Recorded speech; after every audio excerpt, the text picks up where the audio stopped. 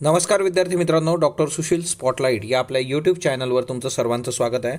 9 जानेवारी 2021च्या चालू घडामोडींचं विश्लेषण आपण या लेक्चरमध्ये बघणार आहोत. तत्पूर्वी डॉक्टर सुशील स्पॉटलाईटला टेलिग्रामवर फॉलो करण्यासाठी डिस्क्रिप्शनमधली लिंक तुम्ही वापरू शकता. फेसबुकवर आपला ग्रुप आहे, तिथेही फॉलो करू शकता. आपलं जे इयरबुक आणि MCQ बुक आहे, तर त्यासाठी पोस्टल डिलिव्हरीचा नंबर तुमच्यासमोर आहे. तुमच्या ज्या काही प्रतिक्रिया येत आहेत त्या कम्युनिटीवर मी तशा शेअर करत असतो, पण ज्या पद्धतीने ते येत आहेत, म्हणजे 2020 नंतर 2021 दुसरं वर्ष आहे आपलं, तर ते खूपच सुखावणारे आहेत. स्पॉटलाईट रायटिंग फोरम @gmail.com या मेल ID वर मेल करून IAS mains, daily answer writing, weekly GS essay, MPSC mains करता मराठी आणि इंग्रजी निबंध, तर या ॲक्टिव्हिटीजमध्ये तुम्ही एनरोल करू शकता. संयुक्त राष्ट्र सुरक्षा परिषदेच्या 3 प्रमुख उपसमित्यांचं अध्यक्षपद भारताकडे आलेलं आहे आणि ही भारतासाठी खूप महत्त्वाची बाब आहे. या 3 समित्या कुठल्या आहेत त्या आपण बघूयात. संयुक्त राष्ट्र सुरक्षा परिषदेच्या UNNC म्हणजेच युनायटेड नेशन्स सिक्युरिटी काउन्सिल अस्थायी सदस्यपदी 2021-22 करता भारताची निवड झालेली आहे. हे ऑलरेडी आपण बघितलेलं आहे. भारताची निवड 8व्यांदा झालेली आहे, 8th टाईम. आणि एकंदरीतच तुम्ही मला सांगणार आहात कमेंट बॉक्समध्ये की याच्या आधी भारत अस्थायी सदस्य कधी होता. आता 2021-22 या 2 वर्षांसाठी आहे, तर आधी कधी होता? 8व्यांदा झालेली आहे. मग आता अस्थायी सदस्य असताना UNNC मधलं भारताचं जे स्थायी प्रतिनिधी आहेत TS तिरुमूर्ती यांनी 8 जानेवारी 2021 रोजी म्हणजे काल UNNCच्या 3 प्रमुख उपसमित्यांचं अध्यक्षपद भारताकडे आल्याची माहिती दिली. त्याच्यामध्ये पहिली जी समिती आहे ती समिती म्हणजे तालिबान प्रतिबंधक समिती. हिला 1988 प्रतिबंधक समिती असंही म्हटलं जातं, 1988 प्रतिबंधक समिती. सो तालिबान प्रतिबंधक समिती नावातच तालिबान आहे, त्याच्यामुळे अफगाणिस्तानशी सरळ सरळ याचा संबंध आहे की तालिबान प्रतिबंधक समितीला आता भारत कायम म्हणजे तालिबान प्रतिबंधक समितीला भारताने कायम म्हणजे प्राधान्य दिलेलं आहे. आणि अफगाणिस्तानमध्ये शांती सुरक्षा प्रस्थापित करणं त्याच्यासाठी भारत ऑलरेडी आधीपासून काम करतो. अफगाणिस्तानमधली पार्लमेंटची बिल्डिंग असेल, अफगाणिस्तानामधल्या सैन्याला ट्रेन करणं असेल, तर अशा बऱ्याचशा गोष्टींमध्ये भारत ऑलरेडी इन्व्हॉल्व आहे. याच्यावरही प्रश्न तुम्हाला GS मध्ये विचारला जाऊ शकतो की अफगाणिस्तानच्या बाबतीमध्ये भारताची भूमिका काय राहिलेली आहे. सो या सगळ्या मुद्द्यांवर आता लक्ष केंद्रित करण्यासाठी भारताला ही सगळी मदत होईल, कारण तालिबान प्रतिबंधक समितीचं अध्यक्षपद भारताकडे आहे म्हटल्यानंतर. दुसरी समिती जी आहे ती आहे दहशतवाद विरोधी समिती. आता ऑब्वियसली भारतासारख्या देशाला दहशतवाद विरोधी समितीचं अध्यक्षपद मिळणं ही खूप महत्त्वाची बाब आहे, कारण आपण कायमस्वरूपी दहशतवाद विरोधी लढा देत आलेलो आहोत आणि पाकिस्तान आणि त्या सगळ्या गोष्टींना चेक करणं याच्यातून जरा अजून आपल्याला सोयीचं होतं. 2022मध्ये या समितीचं अध्यक्षपद भारत भूषवणार आहे. सो हे जे अध्यक्षपद आहे आपल्याला पुढच्या वर्षी मिळणार आहे. आणि 2022चं महत्त्व फार आहे की इंडिया @75 है ना, की भारताच्या स्वातंत्र्याला 75 वर्ष पूर्ण होत आहेत आणि त्या अनुषंगाने बऱ्याचशा गोष्टी आहेत, बऱ्याचशा स्कीमचे टार्गेट 2022 आहेत. आपला प्रोजेक्ट व्हिस्टा आहे 2022चा रेफरन्स. तो अशा कितीतरी गोष्टी तुम्हाला 2022मध्ये बघायला मिळतील. आता ही जी समिती आहे 2001मध्ये अमेरिकेवर जो दहशतवादी हल्ला झाला होता त्याच्यानंतर तातडीने स्थापन करण्यात आली होती दहशतवाद विरोधी समिती. सो अमेरिकेवर जो हल्ला झाला होता 2001मध्ये, तर त्याच्यानंतर झालेली समिती आहे. भारताकडे 2011-12मध्ये या समितीचं अध्यक्षपद होतं. तर हेही महत्त्वाचं आहे MCQ करता की 2022मध्ये येणार आहे. म्हणजे याच्या आधी कधी होतं तर 2011-12मध्ये आपल्याकडे या समितीचं अध्यक्षपद होतं. लिबिया प्रतिबंधक समिती. आता लिबिया प्रतिबंधक समिती जी आहे, तर लिबियात शांतता प्रक्रिया सुरू आहे आणि अशावेळी भारताला हे अध्यक्षपद मिळणं ही भारतासाठी अभिमानाची गोष्ट आहे की भारताच्या देखरेखीखाली अजून गोष्टी चांगल्या होतील. लिबियामधली संपत्ती असेल, प्रवास असेल, पेट्रोलियम पदार्थ असेल, त्याच्या अवैध निर्यातीला निर्बंध ही समिती घालू शकते आणि एकंदरच लिबियामधली जी अस्थिरता आहे त्याला परत एकदा मूळ पदावर नेऊन ठेवण्याचं काम ही समिती करते. सो लिबिया प्रतिबंधक समिती. सो भारत या 3 समित्यांचा अध्यक्ष आहे. त्याच्यानंतर दहशतवाद विरोधी दुसरी एक न्यूज आहे बघा, ती म्हणजे पाकिस्तानने मुंबई हल्ल्याचा 26/11 हल्ल्याचा सूत्रधार जो होता लखवी, त्याला 15 वर्षाची शिक्षा सुनावली आहे. आता मुंबई दहशतवादी हल्ल्याचा सूत्रधार लष्कर-ए-तोयबाचा कमांडर झाकी उर रहमान लखवी, आता याने दहशतवादाला पैसा पुरवला, मग यालाच टेररिस्ट फायनान्सिंग असं म्हटलं जातं. आणि FATFच्या बाबतीमध्ये 2 गोष्टी असतात बघा, एक टेररिस्ट फायनान्सिंग असतं आणि दुसरं मनी लॉन्ड्रिंग असतं. सो दहशतवादाला पैसा पुरवल्याप्रकरणी पाकिस्तानातलं जे दहशतवाद विरोधी न्यायालय आहे त्यांनी 8 जानेवारी 2021 रोजी 25 वर्षे कारावासाची शिक्षा याला दिली. संयुक्त राष्ट्रांनी लखवीला ऑलरेडी जागतिक दहशतवादी घोषित केलेलं आहे.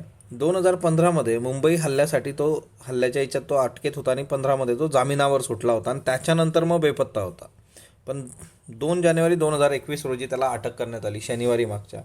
आणि लाहोरमधलं दहशतविरोधी न्यायालय जे आहे त्यांनी दहशतविरोधी कायदा 1997 अंतर्गत त्याला विविध कलमांन्वये दोषी ठरवलं आणि मग 15 वर्षाची शिक्षा दिलेली आहे. आता याचं पण तुम्हाला सगळं गणित मी सांगितलं होतं की हे सगळं पाकिस्तान का करतो आहे. तर FATFच्या ग्रे लिस्टमध्ये आज पाकिस्तान आहे. पाकिस्तान उद्या जर काळ्या यादीत गेला तर पाकिस्तानसाठी खूपच परिस्थिती वाईट होऊन जाईल. बेलआउट पॅकेज हे मागच्या वर्षी ऑलरेडी मागत होते.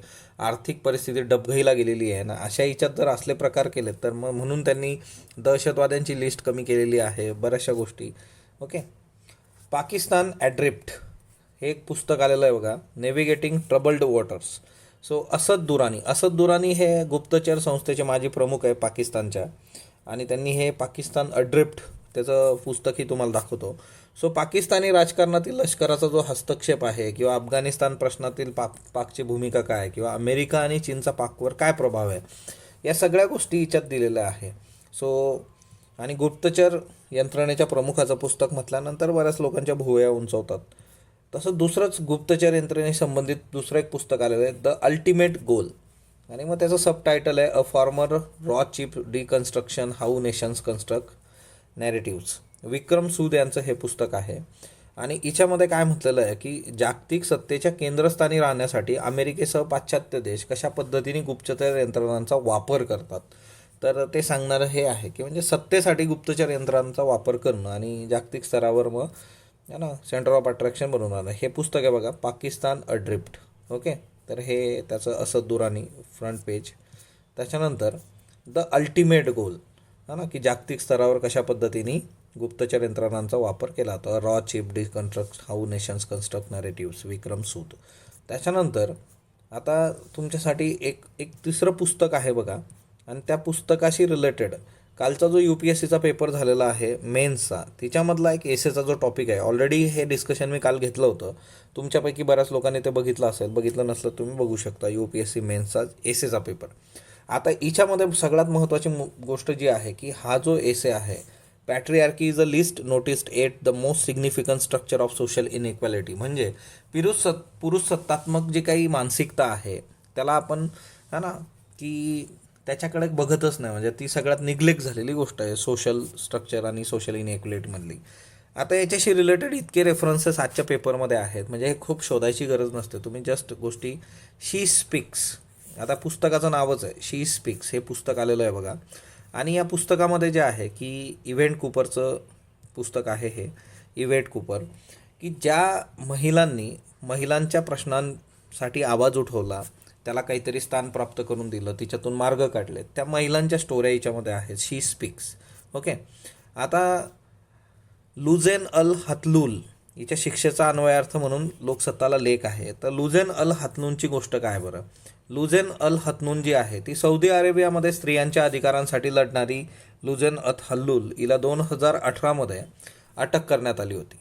आता या 6 वर्षाची शिक्षा तुला सुनावण्यात आलेली आहे आताच्या याच्यामध्ये. आणि हिच्यामध्ये तिचा गुन्हा काय आहे तर महिलांना गाडी चालवण्याचं स्वातंत्र्य मागणं, स्त्रियांसाठी पुरुषांचे पालकत्व नाकारणं. बघा, सिंपल 2 गोष्टी आहेत की स्त्रियांना गाडी चालवण्याचं स्वातंत्र्य आणि स्त्रियांसाठी पुरुषांचं पालकत्व नाकारणं. आपल्या इथं परिस्थिती बघा, पोरगं जन्माला येत नाही तोपर्यंत गाडी त्याच्या बरोबर असते. सो बेसिकली ही जी काही परिस्थिती आहे सौदी अरेबियातली, ही किती भयानक असणार आहे.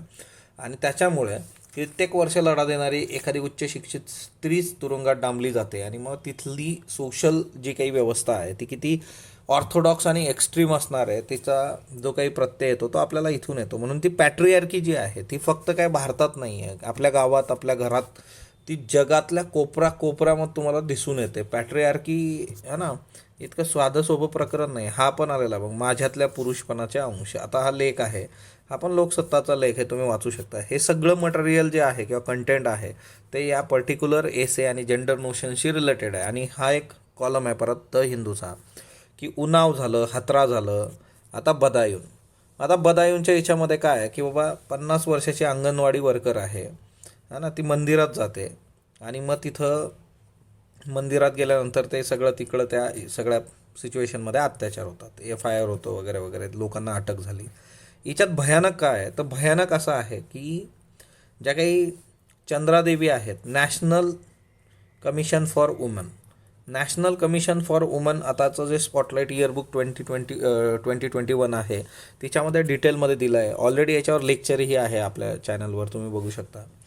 चंद्रमुखी देवी या ज्या आहेत की मेंबर आहेत, त्या सिनियर मेंबर आहेत नॅशनल कमिशन फॉर वुमन, महिलांसाठी जे राष्ट्रीय आयोग आहे त्याच्या. त्यांनी काय म्हटलं होतं की मी महिलांना वारंवार सांगत असते की तुम्ही है ना ऑड आवर्समध्ये घराबाहेर जाऊ नका. म्हणजे काय, 7च्या आत घरात राहा. 7च्या आत नंतर गेला तर मग गडबड होऊ शकते बाबा. तुम्ही 7च्या आत घरात राहा. And I think if she has not gone out in the evening, म्हणजे इन द इव्हिनिंग 7च्या आत घरात, आणि जर तिच्याबरोबर कोणी लहान मूल वगैरे असलं असतं तर कदाचित हा इन्सिडेंट झाला नसता. म्हणजे ही जी मानसिकता आहे, आता हे जर नॅशनल कमिशन फॉर वुमनचे मेंबर तुम्हाला सांगत असतील तर हे भयानक आहे. म्हणजे याच्या पलीकडे काय बोलणार आपण. मग हे आजच कुलूप लावून टाकलं पाहिजे तिथं की तुम्ही पण घरी जा, कारण तुमच्यानी काही होणार नाही.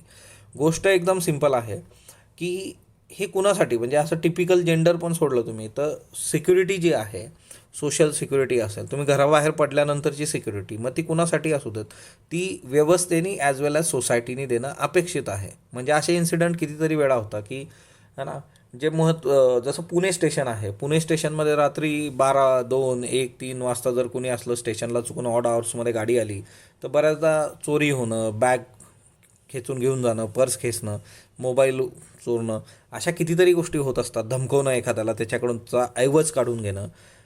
म्हणजे ह्याच्यासाठी एक गोष्ट आहे की एकतर ही जी क्राईम वाढतो, त्या क्राईमचे जे बेसिक रिझन्स आहेत लॉंग टर्ममध्ये त्याच्यावर काम करणं, आणि दुसरी महत्त्वाची गोष्ट व्यवस्था प्लस समाज, ह्या दोघांना एकत्र यावं लागेल. आणि महिलांच्या बाबतीत तर गोष्ट एकदम क्लिअर आहे की तो एक सुरक्षित समाज देणं, सुरक्षित वातावरण देणं ही आपली सर्वांची जबाबदारी आहे. 7च्या आत काय घरात, म्हणजे तिला जर वाटलं की मी 12 वाजता एकटी फिरून येते बाबा बाहेर, तर मग त्या हिच्यात पण आपल्याला काही प्रॉब्लेम असता कामा नये. सो तो एक फार महत्त्वाचा मुद्दा आहे.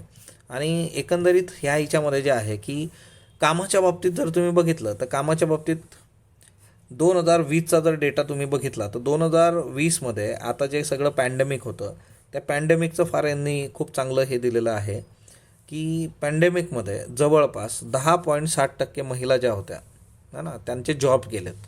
Account woman in a workforce 2019-20.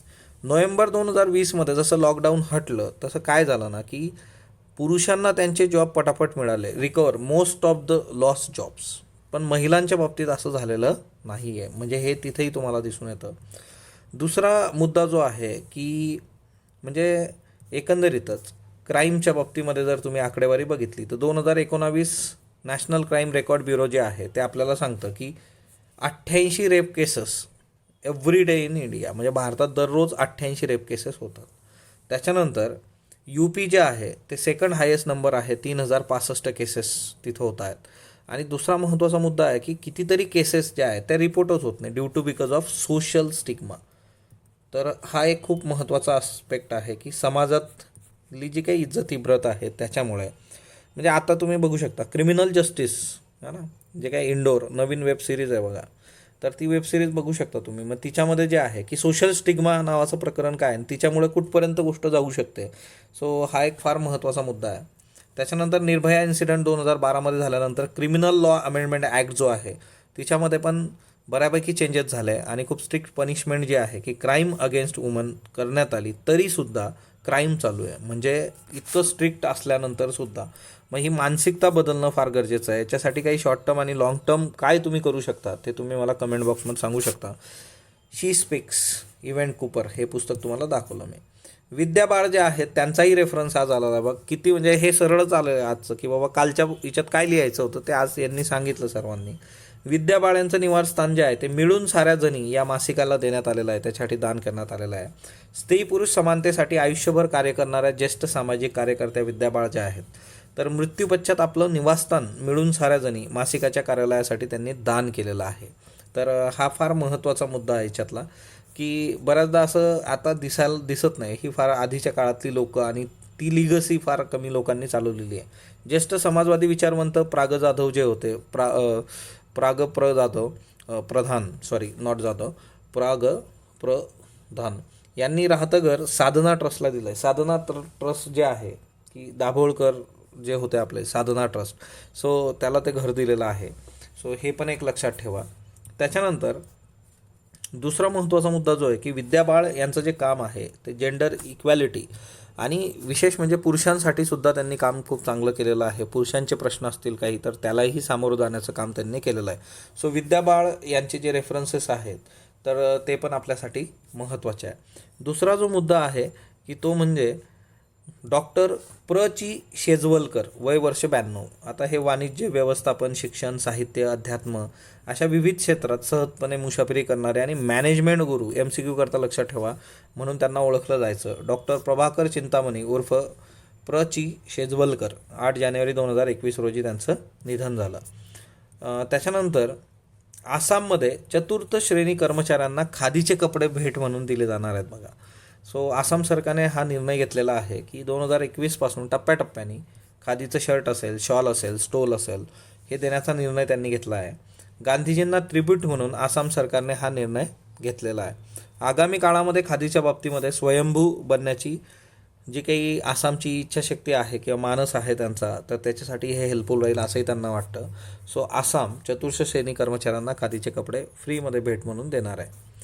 त्याच्यानंतर youth killed endangered dolphin in UP, म्हणजे जो नॅशनल ॲक्वॅटिक ॲनिमल आहे आपला, त्याला लिटरली स्टिक्स आणि ॲक्सेसनी मारण्यात आलेला आहे ना. तर नॅशनल ॲक्वॅटिक ॲनिमल आपल्या इयरबुकमध्ये जो पर्यावरणाचा सेक्शन आहे त्याच्यामध्ये पिक्टोरियल रिप्रेझेंटेशन याचं सर्व आहे ते तुम्ही बघू शकता. आणि तुम्हाला कमेंट बॉक्समध्ये सांगणार आहात की हे जे नॅशनल ॲक्वॅटिक ॲनिमल आहे, हा जो डॉल्फिन आहे, गँगॅटिक डॉल्फिन, तर याचं जे काही IUCN स्टेटस आहे ते तुम्ही मला सांगणार आहात.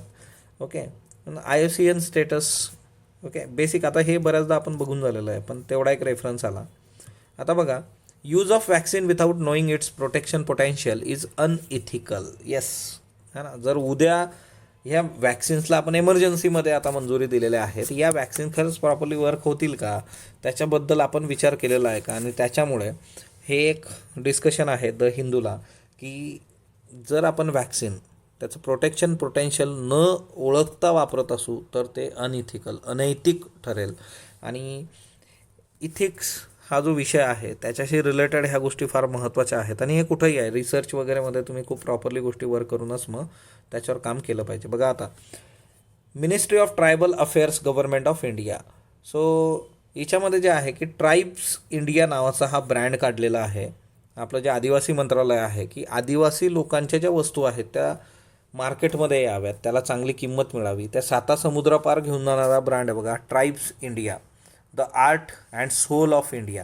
तर आपल्या याच्यामध्ये ट्रायफेड आणि त्या सगळ्या गोष्टी आपण बघतो आणि एकंदरीतच आदिवासी समाजाच्या उत्थानासाठीचा हा खूप महत्त्वाचा ब्रँड आहे. MCQ करता लक्षात ठेवा, ट्राईब्स इंडिया हा ब्रँड जो आहे, किंवा तुम्हाला बऱ्याचदा एसएमध्ये किंवा मग UPSC GSमध्ये अशा गोष्टी फार महत्त्वाच्या असतात. हे उदाहरणं तुम्ही उचलले पाहिजेत. आणि हे महाराष्ट्रामध्ये त्यांचे स्टोअर्स आहेत की जिथं तुम्हाला मग आदिवासींनी बनवलेल्या गोष्टी मिळतात. आता हे गव्हर्नमेंटची ॲड आहे ही, connecting 5 lakh tribal enterprises to the world. आता यांचं टार्गेट काय आहे की 5 लाख ट्रायबल एंटरप्राइजेस जे आहेत त्या जगाला जोडून द्यायचं, हे मार्केट प्लेस ट्राईब्स इंडियाचं ध्येय आहे. आणि हे कुणाच्या अंडर येतं तर ministry of tribal affairs government of India. हे फार फार महत्त्वाचं आहे. मग हे असे प्रोडक्ट्स असतात बघा, इथं सेंद्रिय कारंजाचा मध आहे, जंगली मध आहे वगैरे वगैरे. सो आणि वरती जे आपण बघितलं आता डॉक्टर शेजवलकर यांचं निधन झालेलं आहे, तर त्यांची पुस्तकं बघा काही की आठवणीतली माणसं, उद्योजकांची कर्तृत्व गाथा, तुमच्या उज्ज्वल भविष्यासाठी, यशस्वी सुखी जीवन, यशोगाथा, है ना. तर ही पुस्तकांची जी हे आहे तर ते टेलिग्रामला तुम्ही वाचू शकता. आता हे जे कॅपिटल हिलचं प्रकरण झालेलं आहे, संसदेची जी बिल्डिंग आहे अमेरिकेची, तिथं जो राडा झाला आहे सगळा, तिच्यामध्ये एक व्यक्ती भारताचा तिरंगा घेऊन तिथं होती आणि तिच्याहून बराचसा इश्यू झालेला आहे. सो बेसिकली ह्या व्यक्तीचा शोध घेण्याचाही लोक प्रयत्न करत आहेत. पण एक असतं की मग ही आपली इमेज जी आहे जगात आणि तिच्यावर खरं तर असं नको व्हायला. म्हणजे शेवटी ह्या सगळ्या गोंधळात हा लोकशाहीतला काळा दिवस म्हणून याचं वर्णन सर्व लोक करतायत आणि तिच्यात भारताचा झेंडा घेऊन कोणीतरी तिथं आहे, तर त्या नक्कीच ह्या गोष्टी चुकीच्या आहेत, असं व्हायला नको. फास्टॅग वाहन चालकांना पथकरामध्ये 5% सवलत. आता साधी गोष्ट आहे की आपल्याला परत फास्टॅगची डेट पुढं सरकवावी लागते. मग त्याच्याकरता की असं काहीतरी आमिष दाखवलं म्हटलं नंतर पटापट लोक फास्टॅग लागून मग त्याचं ना आपल्याला आपलं टार्गेट जे आहे ते अचीव करता येईल. सो अशा गोष्टी केल्या जातात बघा. 6 राज्यांमध्ये बर्ड फ्लूचा प्रादुर्भाव दिसून येतो आहे. केरळ, राजस्थान, मध्य प्रदेश, हिमाचल, हरियाणा, गुजरात. आता हे आधी 4च राज्य होते, परत 2 राज्यांमध्ये हे आता क्लिअर झालेलं आहे की हा बर्ड फ्लू आहे. सो केरळ, राजस्थान, मध्य प्रदेश, हिमाचल प्रदेश, हरियाणा, गुजरात हे 6 राज्य. बर्ड फ्लूचं एक सेपरेट लेक्चर घेणार आहोत, ते मी तुम्हाला सांगितलं आहे. आता सध्या UPSC मेनचे पेपर्स आहेत, त्याचं डिस्कशनचं प्राधान्य आपण घेऊयात आणि नंतर मग हे सगळे जे मुद्दे आहेत ते क्लिअर करू. केरळमधून येणाऱ्या कोंबड्यांवर बंदी, आता हे सर्व दूर सुरू होईल है ना, कोंबड्यांवर बंदी आणि त्या सगळ्या गोष्टी. सो अवयवदानात महाराष्ट्रातील कोणतं शहर 2020मध्ये अव्वल ठरलं आहे, तर ते पुणे आहे. इंडियाज सिटीज हॅपीनेस रिपोर्ट 2020नुसार भारतातील सर्वात आनंदी शहर लुधियाना आहे. सप्टेंबर 2020मध्ये पंतप्रधान नरेंद्र मोदी आणि श्रीलंकेचे समपदस्थ जे होते यांच्यात संयुक्त शिखर बैठक झाली होती, बरोबर आहे. आणि जानेवारी 2021मध्ये एस जयशंकर. सो दोन्ही स्टेटमेंट योग्य आहेत. खालीलपैकी आखाती सहकार परिषदेचा सदस्य नसलेला देश कुठला? इराण. GCCची परिषद जी आहे त्याच्यावरही एक सेपरेट लेक्चर आपण घेऊयात. सुखना तलाव कुठं आहे? चंदीगडमध्ये आहे. सो आजचे प्रश्न घ्या. अमेरिकेतील कोणत्या घटनादुरुस्ती अन्वये अध्यक्ष काम करण्यास अक्षम ठरल्यास त्याचा किंवा तिचा उत्तराधिकारी निवडण्याच्या कार्यतंत्राची तरतूद करण्यात आली आहे? 21वी, 25वी, 5वी, 11वी. कुठली घटनादुरुस्ती ती तुम्हाला सांगायची आहे. केंद्रीय सांख्यिकी मंत्रालयाच्या नुसार योग्य विधान निवडा. भारताची आर्थिक वाढ 41 वर्षानंतर नकारात्मक झाली. 1952 नंतरची 2020-21 मधील नकारात्मक वाढ सर्वात मोठी आहे. ओके, आता हे भारताची आर्थिक वाढ 2020-21 मध्ये एवढा 1-2 शब्द इथं आहेत, म्हणजे ते आताच आहे. जागतिक स्तरावर तांदूळ निर्यात करणाऱ्या पहिल्या 3 देशांचा क्रम ओळखा. Bharat, Thailand, Vietnam, Thailand, Vietnam, Bharat, Vietnam, Bharat, Thailand, Vietnam, Thailand, Bharat. Satyapal हे खालीलपैकी कोणत्या क्षेत्राशी संबंधित आहेत? अर्थशास्त्र, इतिहास, फॅशन, दूरसंचार. इनर लाईन परमिट करता दिल्लीत आंदोलनाची पूर्वसूचना देणारं राज्य खालीलपैकी कोणते आहे? अरुणाचल प्रदेश, नागालँड, मणिपूर, मेघालय. याचे उत्तर तुम्ही कमेंट बॉक्समध्ये देणार आहात. स्पॉटलाईटला जो तुम्ही प्रतिसाद देता त्याबद्दल मी आपला आभारी आहे. स्पॉटलाईटला लाईक करा, शेअर करा, सबस्क्राईब करा. धन्यवाद विद्यार्थी मित्रांनो.